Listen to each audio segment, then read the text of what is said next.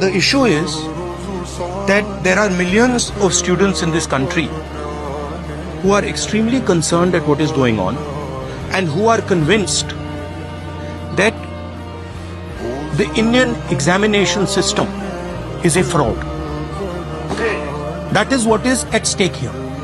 Millions of people believe that if you are rich and if you have money, you can buy the Indian examination system. And by the way, and this is the same feeling that the people in the opposition have.